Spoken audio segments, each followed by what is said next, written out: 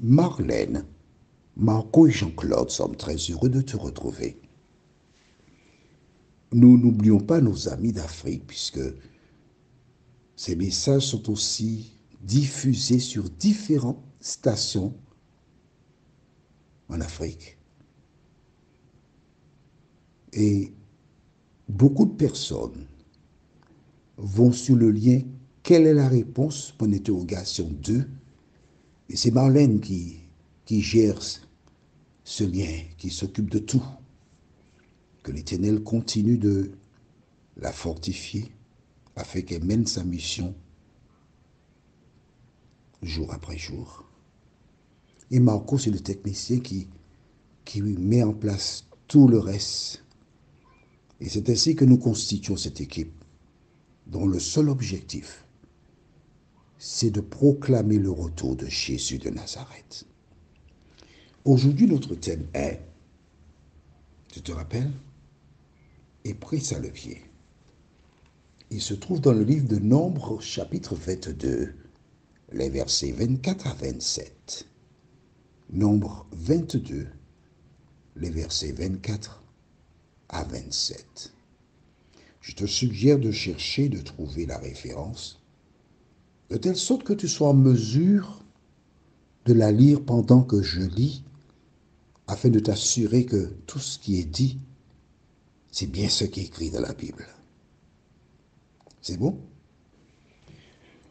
Bien, alors si tu es prête ou prêt, avant d'entamer le thème, prions. Seigneur, c'est le cœur rempli de joie que nous venons vers toi. Car sans toi, notre vie est terne. Sans toi, nous passons des épreuves les unes après les autres. Mais là, depuis que nous avons commencé à nous approcher de toi, il y a une paix profonde qui nous anime. Merci Seigneur pour cette paix. Merci pour la connaissance. Cet esprit alors que nous nous apprêtons à ouvrir le livre, nous ne voulons pas le faire comme un ouvrage quelconque parce que c'est la parole de Dieu. Elle nous aider, non pas seulement à la lire, mais à la mettre en pratique. Merci Seigneur. Nous t'avons prié, non pas parce que nous en sommes dignes, mais c'est seulement au nom de Jésus et pour ta gloire éternelle. Amen. Rappelle-toi, Dieu avait dit à Balaam, ce peuple est béni. Nous avons vu dans 1 Chronique 17, verset 27, la fin dit, car ce que tu bénis au Éternel est béni pour l'éternité. Donc, les animaux ont été bénis, ils le sont pour l'éternité. Et voilà que ce récit de Balak et Balaam nous permet de voir un animal à l'œuvre, sous la direction de l'Éternel des armées. Balaam, à qui Dieu avait dit, tu n'iras pas, a insisté. Et tu vois, Dieu a dit, puisque ces hommes sont venus chez toi, tu leur as ouvert la porte, va avec eux. Mais à peine est-il sorti, en cheminant, Dieu envoie un ange avec une épée sur son passage. Dieu permet que seul l'ânesse le voie. Et il se détourne afin de protéger la vie de Balaam. Est-ce que tu as compris cela? Cet homme rebelle à la parole de Dieu, qui logiquement mériterait la mort, parce que lorsque tu rejettes la parole de Dieu, que se passe-t-il? Nous verrons ça ultérieurement, mais nous le verrons. Dieu avait dit à Ève et Adam, vous pourrez manger des fruits de tous les arbres qui sont dans le jardin. Mais quant au fruit de l'arbre de la connaissance du bien et du mal, vous n'y toucherez pas, car le jour où vous en mangerez, vous mourrez. On pourrait déduire et dire, car le jour où vous en mangerez, vous rejetterez la parole de Dieu. Et parce que vous avez rejeté la parole de Dieu, vous mourrez. Tu suis le raisonnement? Bon, on va prendre un exemple beaucoup plus simple. Tu as un enfant. L'enfant, il sort et il injurie le voisin. Tu le reprends, mais tu lui donnes... Non, on ne peut plus donner, d'accord, mais avant, je parle d'avant, hein, pas maintenant. Avant, quand j'étais enfant, lorsqu'un enfant se comportait ainsi, le parent donnait une fessée. Et il surveillait l'enfant. Si l'enfant recommençait, il prenait une nouvelle fessée. Systématiquement. Pourquoi? Parce que le parent aime son enfant. Il éduque l'enfant. D'accord?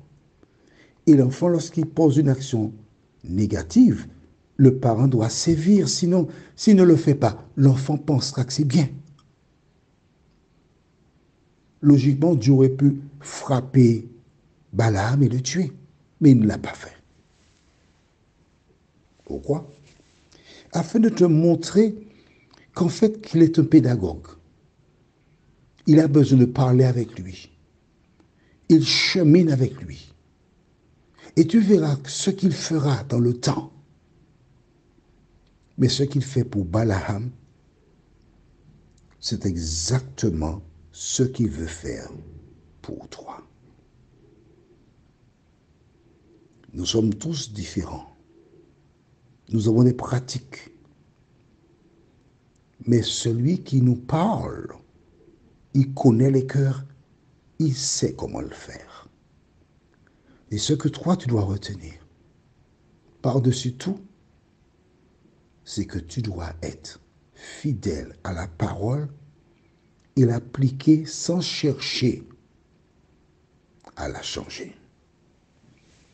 Nous avons vu précédemment comment l'ânesse a protégé la vie de cet homme.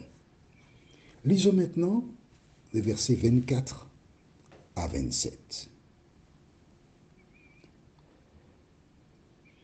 L'ange de l'Éternel se plaça dans un sentier entre les vignes. Il y avait un mur de chaque côté. L'ânesse vit l'ange de l'Éternel. Elle se serra contre le mur et pressa le pied de Balaam contre le mur. Balaam la frappa de nouveau.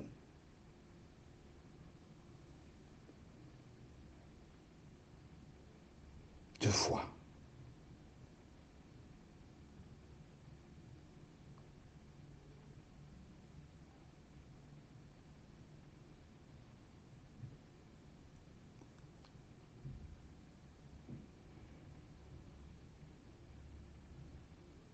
L'ânesse vit l'ange de l'Éternel, verset 27. Et elle s'abattit sous Balaam. La colère de Balaam s'enflamma et il frappa l'ânesse avec un bâton. Deuxième fois que l'ânesse voit l'ange,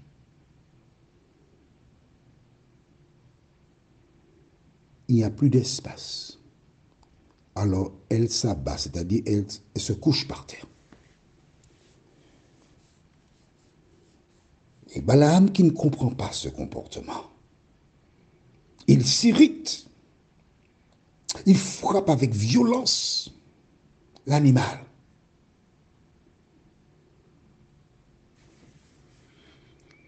Il ne voit pas, mais toi et moi, nous voyons à travers la lecture. Combien de fois avons-nous maltraité des animaux? Pour rire, on leur fait des méchancetés. Mais que se passera-t-il?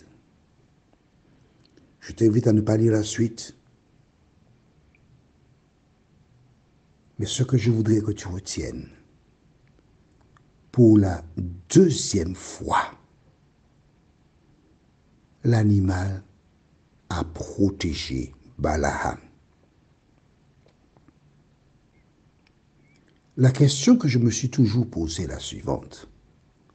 L'animal qui voyait l'ange,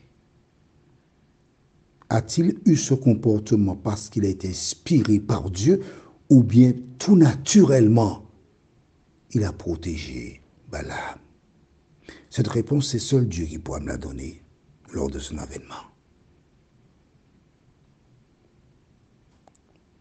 Mais ce que je découvre, c'est que Dieu ne cherchait pas à tuer Balaam, mais bien à l'interpeller. Ce que Dieu désire à travers ce récit, c'est aussi de t'interpeller. Veux-tu entendre sa voix? Veux-tu répondre à son appel? Que feras-tu? Est-ce que tu es consciente ou conscient qu'il ne faut pas chercher à forcer la main du Créateur, mais quand il parle d'obéir, prions. Seigneur, ce récit est fort éloquent. Merci pour le récit. Merci de nous aider à continuer sur le chemin du salut et que rien ni personne ne vienne entre toi et nous. Merci pour la grâce. Merci pour la vérité. Merci pour ta présence. Mais par-dessus tout, merci pour le retour de Jésus qui seul nous conduira sur une nouvelle terre où la justice habitera. Entends nos prières et exauce-nous. Nous t'avons prié au nom de Jésus pour ta gloire éternelle. Amen. Notre thème pour la prochaine fois est 3 fois. La référence se trouve dans Nombre 22 au verset 28. Le thème c'est 3 fois. Nombre 22, verset 28. Je donne les références. La référence est le thème, la veille. Ainsi, les bons élèves ont le temps d'écrire avec la plus belle écriture, avec des couleurs différentes, le thème, la référence. Que l'Éternel continue à répandre sa paix sur toi. Et nous avons un rendez-vous au retour de Jésus. Prends bien soin de toi.